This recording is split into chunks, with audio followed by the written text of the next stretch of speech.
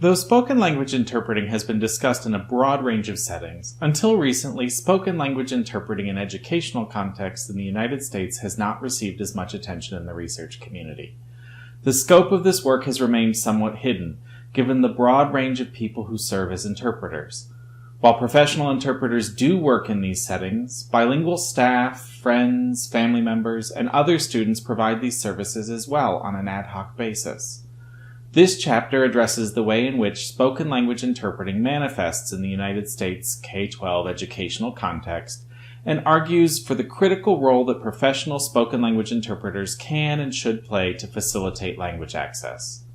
The chapter begins with a brief overview of the types of communication that often occur in educational settings, as well as the legal and regulatory frameworks within which language access and services are provided in the United States with respect to spoken languages. This discussion draws on legal mandates and educational policy related to English language learning students, shaping the way that these students are viewed within the school system.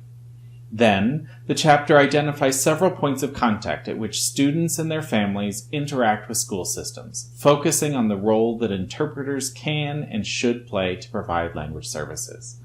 These points of contact include individualized education program or IEP hearings, parent-teacher conferences, and the classroom.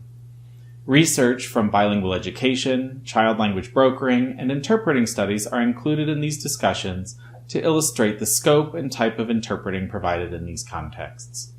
The chapter concludes with a discussion of how professional spoken language interpreters are a necessary element that ought to be systematically provided for students and families who request or require these services in order to create a more equitable access to the U.S. education system.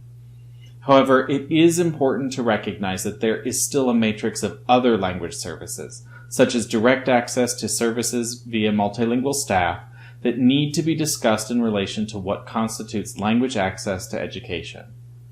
Overall, this chapter seeks to start these discussions related to access to spoken language interpreting in the school environment.